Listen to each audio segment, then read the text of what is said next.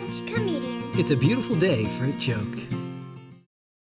And now it's time for Garage Comedian News. Well, that's real news.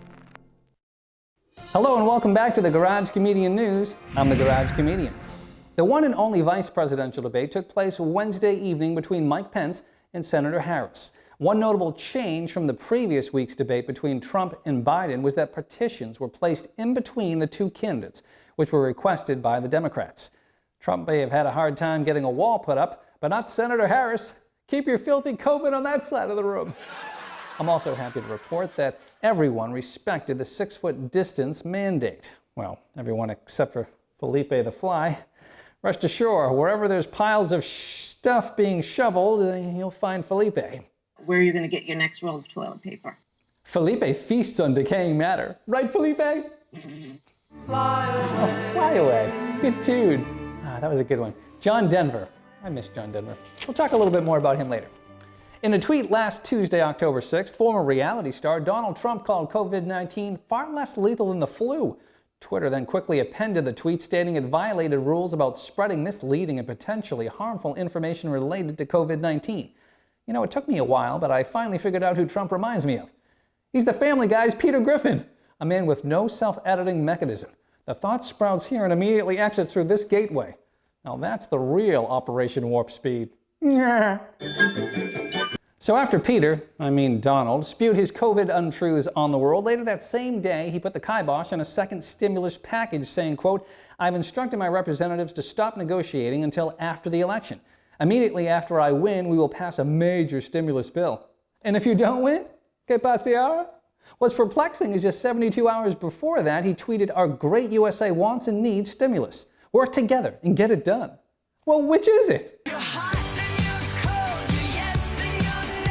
I can't keep up with this guy. Can we please get an oxygen level check on aisle 5? He changes his mind more frequently than my 8-year-old daughter changes clothes. Hey! Well, it's true. Yeah, you're right. I know. Love you, Beans. So what will Trump's representatives be doing now in lieu of working on a new major stimulus bill for all of us Americans, you ask?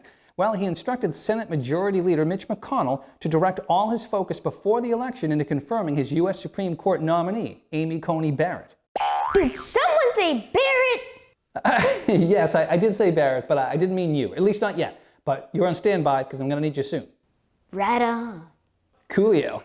Now, I know I'm a little slow on the uptake, but can someone please explain to me why this is an either-or proposition, meaning why Trump's representatives aren't continuing to work toward a major stimulus agreement while also trying to get Coney Barrett on the bench? Is Trump saying his representatives are incapable of handling more than one task at a time? They can't parse their day and work both on a stimulus bill negotiation and a Supreme Court nominee? For God's sake, even my 3-month-old niece can multitask. She shakes her rattle incessantly while pushing out a number 2. Ain't she a cutie?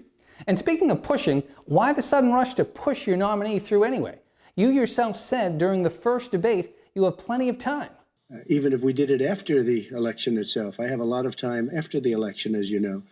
So to recap, what Trump is basically saying is, I'm holding off on negotiations to get a major stimulus bill passed that can help millions of Americans and the economy so that I can instead try to get my conservative Supreme Court nominee pushed through before the election because my representatives can't multitask, even though I already conceded during the first debate that I'd have plenty of time even after the election, given the transfer of power would not take place until mid-January if I lost the election. Whew. That was a mouthful. I guess we really shouldn't be surprised, though, that Trump is focusing all his energy on one white woman. Wouldn't be the first time, while leaving millions of Americans in the lurch. I wonder what Spock would have done. The needs of the many outweigh the needs of the few. Well, of course, Spock was logical and diplomatic in his approach. But if Trump doesn't win the election, what do you think will happen to that stimulus bill? Remember, his passing of the major stimulus bill is contingent on him winning the election. His words, not mine, not fake Garage Comedian News. Wait, now I'm learning Trump may be open to passing a revised, smaller stimulus bill?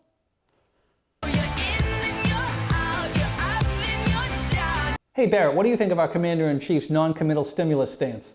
Say that 3 times fast. Well, I guess it all sounds funny, but it hurts too much to laugh. You said it. My head is spinning in a non-Linda Blair way. Let's turn to something lighter now. That's lighter? A monster pumpkin weighing nearly 1,600 pounds won the annual German Pumpkin Weighing Championship. I like big pumpkins and I cannot lie. I'm also very excited about my 1,600-pound pumpkin life coming to TLC later this fall. Take a look. Week after week, I watch my brothers and sisters get picked, but no one takes me home from the pumpkin patch. They say I'm too big, but big pumpkins need love too. I'm not crying, you're crying. That promo just really tugs at the old heartstrings, you know.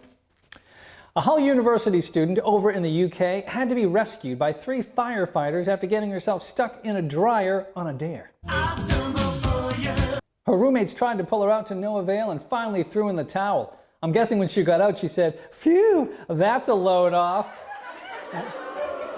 I was gonna go with, "That looks like loads of fun." Better? Should have gone with that. Who's ready for some cuteness overload? Meet the newest edition of the Smithsonian National Zoo. The world just learned that the baby panda, who was born several weeks ago, is a baby boy. Though rumor has it that Mama Panda was none too pleased with this global announcement, as she is planning on raising the little guy as gender neutral, so that he may select his own gender, the one he most identifies with, when the time's right. I suppose that makes sense. One thing, however, that is ironclad is that the little gender-neutral baby panda's favorite breakfast food is, drumroll please, panda cakes. Oh yeah, I nailed that one. And finally tonight, on a melancholy note, it was 23 years ago today, October 12, 1997, that we lost a legend, John Denver, at the age of 53 in a plane crash. He was piloting a small 2-seat aircraft along the California coast when the engine failed. John's first wife, Annie, revealed after his death that John often felt very alone. "I don't think John ever really got how much people loved him," she said. Loneliness is certainly a feeling that many are dealing with these days amidst the pandemic. Many of my friends and loved ones are battling anxiety, fear, and sadness during this social isolation period. It was reported that 3 times as many Americans meet criteria for a depression diagnosis today than had before the pandemic. Additionally, suicide rates are on the rise. If you or someone you know may be contemplating suicide, please call the National Suicide Prevention Lifeline at 800-273-8255 or text HOME to 741-741 to reach the crisis text line. We can get through this together. And we leave you tonight with John Denver performing Poems, Prayers, and Promises from a television special in 1983 entitled Rocky Mountain Holiday with the Muppets. Until next time, my friends, I'm the Garage Comedian.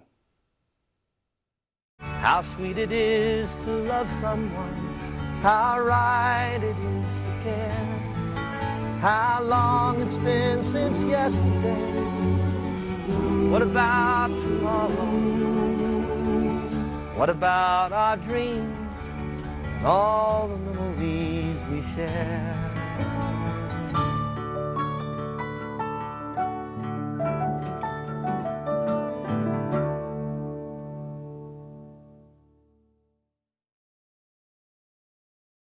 Thanks for watching. If you'd like to see more funny videos like this, click the subscribe button. The more you know.